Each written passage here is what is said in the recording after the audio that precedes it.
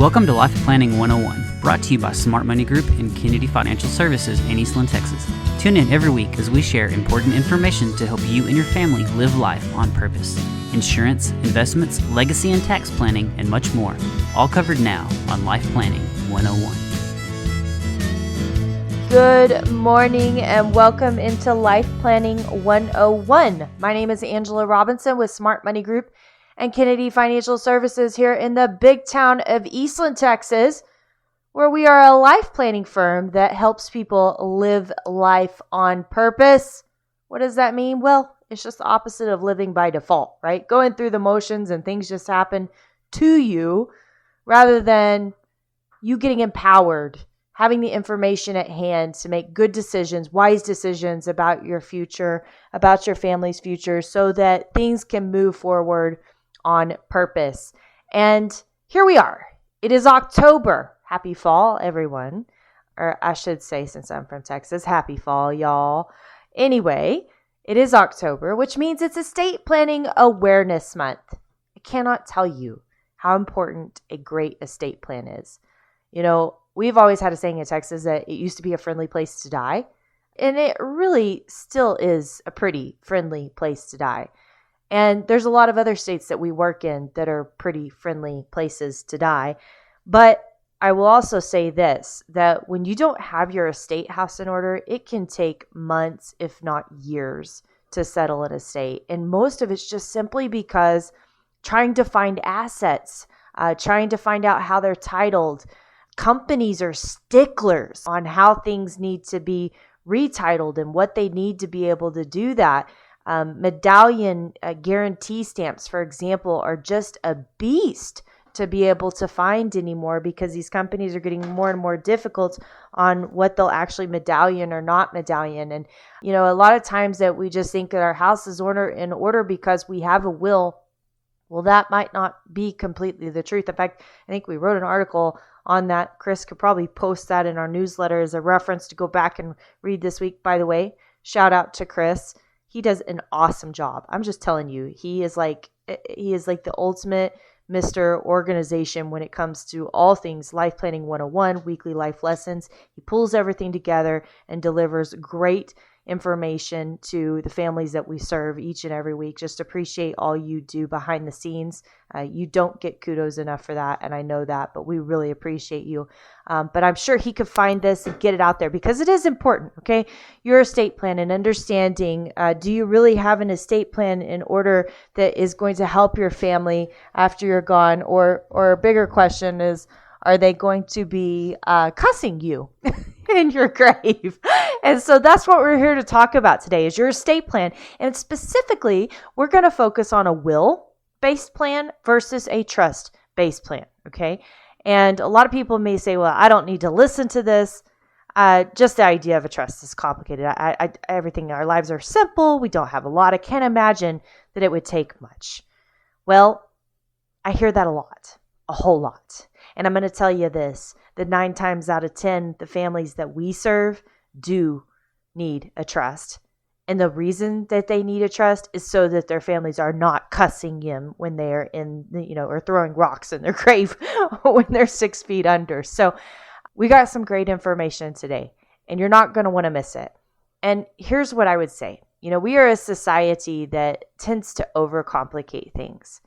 And I think we overcomplicate things in one of two ways. We overcomplicate things, first of all, because we are so dedicated to something. We become so motivated to do something that we feel like we have to really just go at it 100%, 1000%. Man, I'm guilty, right? Like I'll say, okay, all right, I'm going to get the best shape of my life. And then I kill myself in the first 3 days and I ache for 5 days. And then it takes a long time to get motivated to get going again, right? And we do this as losing weight as a whole, right? We overcomplicate it. I mean, think about it. If you want to lose weight, there's really 2 things you need to remember, right? Eat less, exercise more. Basic rules. It seems to work. But yet, we read books, we watch videos, we purchase all these programs, we do all this. I would like to know how much money Americans spend in January on trying to lose weight. And then how much of that actually, continues on, right? So we tend to overcomplicate things when we get excited. But then we also overcomplicate things when we do nothing. we think that we're not. We think that by doing nothing, that everything will just be okay and work itself out. But in reality, sometimes when you do nothing, that can create more complication than anything. So right here on Life Planning 101 today, we're here to help you live life on purpose and not have rocks thrown on your grave when you die. You're not going to want to miss it when we come back.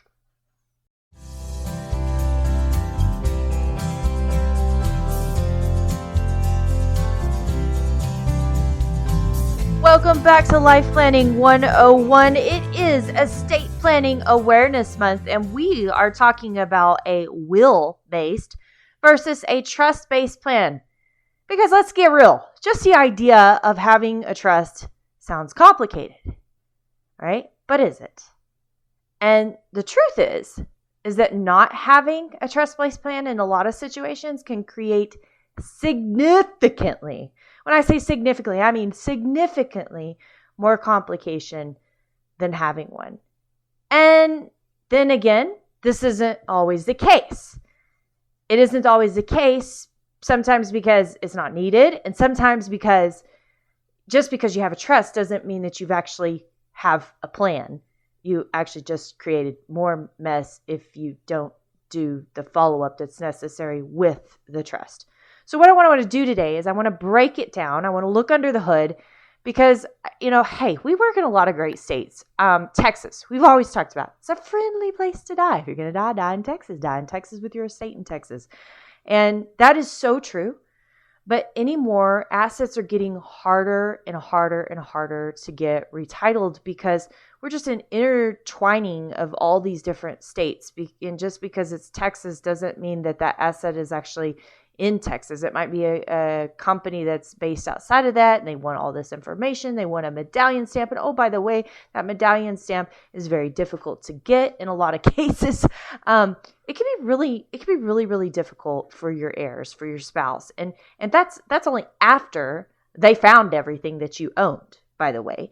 So, one of the things that we're always talking to people about is you can either leave your kids and your spouse a mess, or you can have everything work out very smoothly for them when you pass away because you're doing the hard work.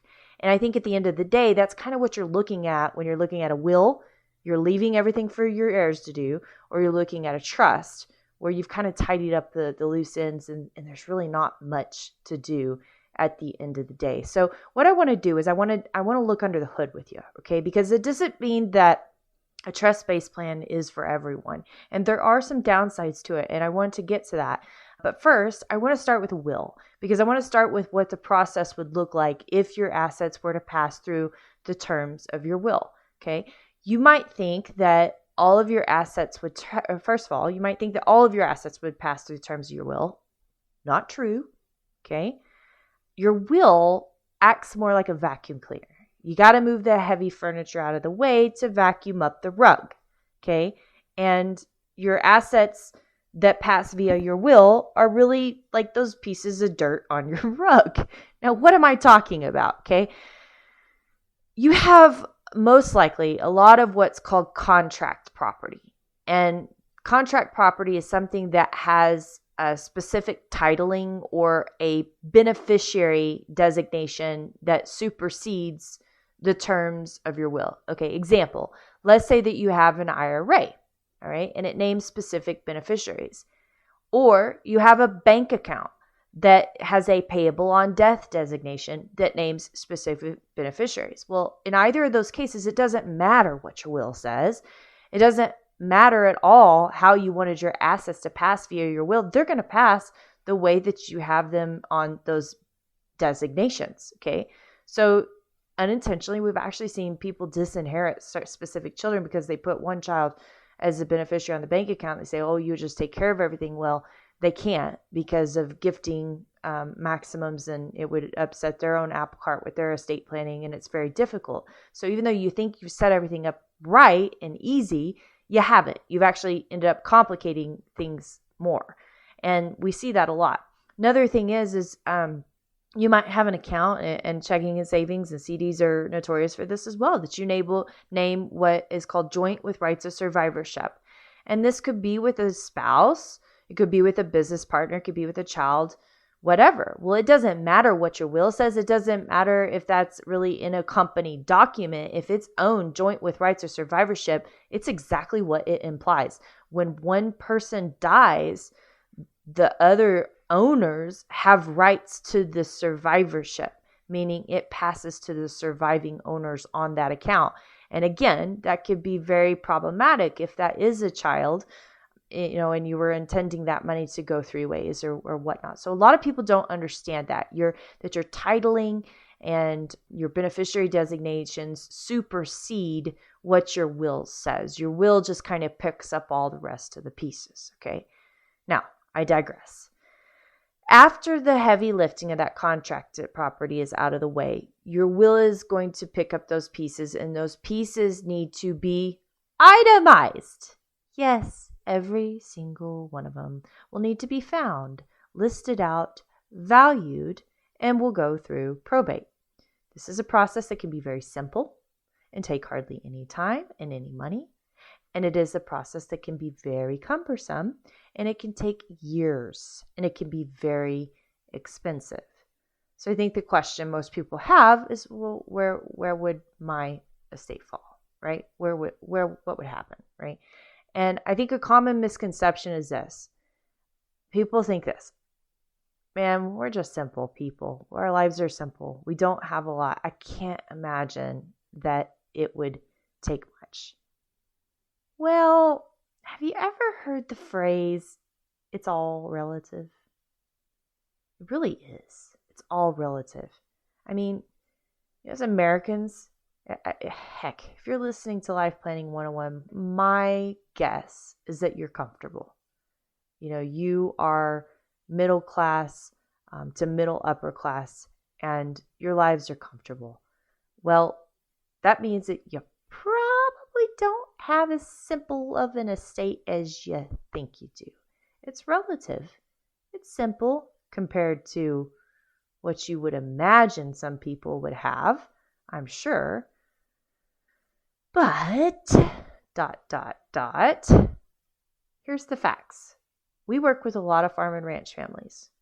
We work with a lot of good old boys and a lot of humble business owners. And they all say this same thing. And it couldn't be further from the truth. Okay? So if you don't believe me, I have a little exercise for you, and it's going to be a lot of fun. I want you to get a pen and a piece of paper, and I wanted you to start making a list of everything you own. That involves your cash. Where's your cash? Your actual cash at? I know you have cash, right? Your personal possessions, your guns, your livestock, your equipment, your jewelry, your art. And don't forget, as you're making a list of everything you own, put a value on these things. Oh, by the way, you don't have a value or you don't know the value, then it's going to have to be appraised. And by the way, if your estate may need appraisals. You just don't know unless you have your whole team has told you what that means, because in some cases it does matter, in some cases it doesn't. Your bank accounts, you notice the S on the end, and CDs, and each one, by the way, each one that you have, each bank account that you have, each CD that you have, your investment accounts, each one, your credit cards, each one, every online account that you have, Amazon, emails, PayPal, etc. Okay? You need to have these all listed out. Each annuity, each life insurance policy. Do you have gold? Do you have other precious metals? Do you have Bitcoin? What about your business? How is your business owned? Is there an entity? Is there multiple entities? How's the land under your business owned? How's all that laid out? Your properties. Challenge. Find all your deeds. Every single one of them. Your minerals. Find your deeds. Your homes. Find your deeds. Safety deposit box. Or 2. Anything else you own? Right? That's a laundry list. So if you're not making this list, your executor is, by the way. And not only are they making the list, they're having to find these things because they may not even know they exist. And I will tell you this, We work with a lot of successful people that just their success doesn't happen in a vacuum. It happens over time, and they build their wealth. And we worked with one family, and I literally, it has been 12 years now, and we are still uncovering assets, finding assets that we didn't know existed because they just forgot that they were there. So think about that. If that was the kids trying to probate that estate, holy smokes, right? To find all of this is an absolute nightmare because it doesn't all just live on your tax return in one place where you can see it all. A lot of people can't even find their deeds. They don't even know where they are at all. They may have them in 3 different safety deposit boxes. Oh, by the way, those may be locked down if you were to die. This is really important. So this is a great exercise for you to do to be able to actually gather everything up. And I like to think of it like, okay, you have one toy box and you put everything in one little toy box. Get it back in one toy box. It's going to do you and your family a huge favor, okay? But now wait, you are not done. Now I want you to go through that list and look at how each of these assets are titled. And don't guess, and not what you want them to be. How are they actually titled? Meaning, how are they owned? Is it in your name? Is it in your name with your spouse? Is it a community property item? Is it joint with rights of survivorship? Is it owned by LLC? Is it owned by an S Corp? What are these different things, right? And that's really important. And the last question is, do you know for certain what would happen to each of these assets when you die? And if your answer is, well, they'll just pass via my estate or my will, go back to the beginning of the conversation we had, that might not be true, okay? This is a really good little practice to get a taste of the homework that your executor will have to do when you die. And then I want you to go back up and I want you to ask yourself, is it really that simple? When we come back on Life Planning 101, we're going to come back out of all the details here and we're going to go back to that will-based versus trust-based plan and what is right for you. You're not going to want to miss it.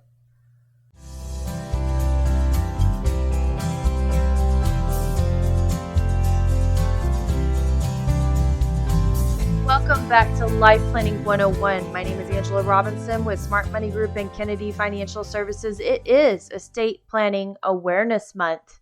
So, reminds me, our conversation today, a will-based plan versus a trust-based plan. You know, nobody wants complication. That's not what we're after. And it reminds me of the story of a mother whose daughter was away at college and her mail was starting to pile up at the house. And so she called her and her daughter said, well, why don't you just open up something and see what it is? And so mom unsealed an envelope and it says, your account has insufficient funds. And the daughter said, well, that's got to be a mistake. I still have plenty of checks left. That was from Patty Happy of Granville, New York. And you know I love Reader's Digest. So this is really good. But doesn't that explain it? I mean, you know, we laugh at that. We laugh at the ignorance of a college student, but I think a lot of us have a lot of ignorance when it comes to our estate planning because we just think things are just going to be simple. Everything's just going to be okay. And I'm going to tell you that your kids and your spouse could be throwing rocks on your grave if you don't take care of things in the right way. And that means a will is not enough. You know, we wrote an article about that a long time ago. I encourage you to go back and read that. Because it is really important that you do more than just get your will in place to help your family. And today we're talking about a will or a trust, and it's the same way. If you have a living trust, it's not enough. You have to do some of your homework. So if you haven't been listening to the show, go back and listen. It is a great show. We gave you a taste of what your executor would have to go through if you were to pass away. And, they would have to get these assets, learn how they're titled, get valuations on things. And then the probate starts. And then they could be the process of, working with the attorney, potentially going to court, paying any creditors. And then the fun part, in which we haven't got to. And if that wasn't fun already. And the fun part is that you get to close down accounts as an executor, retitle everything. Oh, wait a minute. Retitle everything twice. Because first, everything that goes through the probate is retitled to the estate. And then the second retitling actually comes when it is distributed to the spouse, the kids, etc. And to add pain to misery, not every estate is a friendly place to die. Believe it or not, Wyoming is one of those places. They have a pretty hefty charge on a probated estate, and the attorney and the state get paid a lot. So the bottom line is that it is not always simple. So if you actually go through this process and you're thinking about your estate and it becomes like a cumbersome cloud of stress in your mind, then I want you to think about what your heirs and your spouse would be thinking about. And I want you to be thinking, okay, I need to talk to someone and find out what is a way that we can avoid that and try to make things simpler. And a lot of times, probate can simply be avoided. All this can be avoided just by making sure your contract property is set up correctly. We talked about that earlier. Your beneficiary designations, your payable on death designations. Now, this isn't fail-proof because it doesn't always help accomplish your wishes in what-if situations. For example, let's say you name 3 beneficiaries and one of them dies. Now what? Right? Does that actually accomplish your wishes? So you really need to be working through all of this holistically with someone to find out your wishes first and then back into it, okay, on what can be done. And this brings us up to a living trust, okay? Now, trusts in general get a bad rap, and rightfully so, because in my opinion, they're misused a lot, a whole lot. However, if a living trust is used correctly, it can alleviate a lot of heartache for a grieving family. So here's the long and short of it, okay? Your living trust, in essence, if you have a trust-based plan, becomes your will. And your will simply is what's called a pour-over will that states anything I forgot to put into the trust, let's do it, okay? And then your living trust is going to dictate how your assets pass when you die.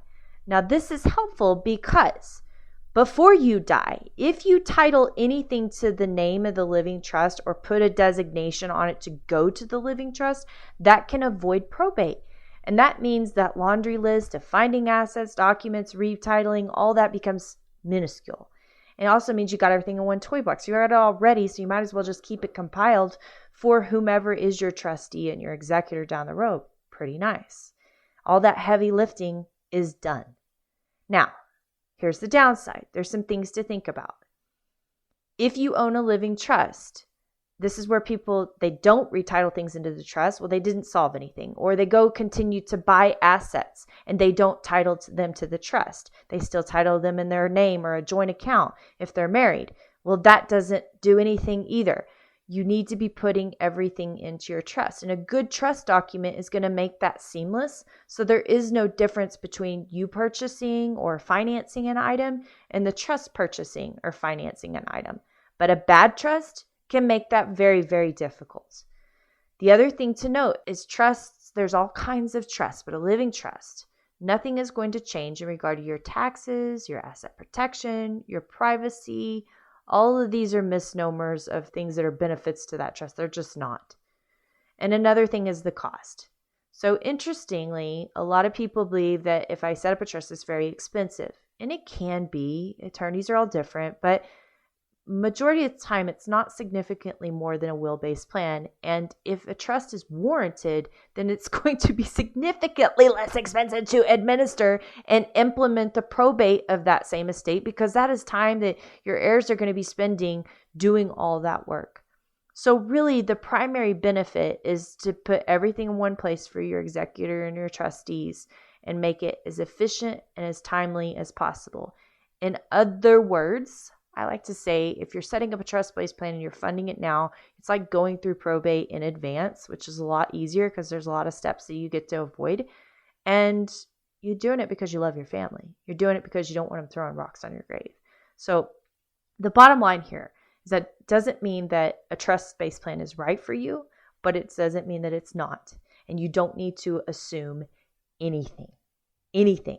We are in an ever-increasing complex world. Would you agree? Even in Texas, where it's the friendliest state to die, like I said, my advice to you is to get help, look at your holistic situation, and really determine what's best for you and really what's best for your spouse and heirs, because they're the ones dealing with this at the end of the day. My name is Angela Robinson with Smart Money Group and Kennedy Financial Services. Be sure to visit us online at www.kennedy-financial.com, where you can find this week's write-up on estate planning and everything else by subscribing to our weekly Life Lessons newsletter. And be sure to join us right here next week on Life Planning 101. Until then, God bless you, and don't forget to live life on purpose. Thank you for joining us for Life Planning 101, brought to you by Smart Money Group and Kennedy Financial Services. If you have questions, you can email them to lifeplanning@kennedy-financial.com. Don't forget to learn how our sister company can assist you with all of your tax and consulting needs. You can find out more at briscoeandassociates.com. Be sure to tune in next week for more Life Planning 101. The opinions expressed herein are those of the firm and are subject to change without notice. The opinions referenced are as of the date of publication and are subject to change due to changes in the market or economic conditions and may not necessarily come to pass. Any opinions, projections, or forward-looking statements expressed herein are solely those of the author, may differ from the views or opinions expressed by other areas of the firm, and are only for general informational purposes as of the date indicated. Securities offered through Calton & Associates Incorporated, a registered investment advisor, member FINRA SIPC. Investment advisory services offered through Smart Money Group LLC. Kennedy Financial Services and Smart Money Group LLC are separate entities and are not owned or controlled by Calton & Associates Incorporated.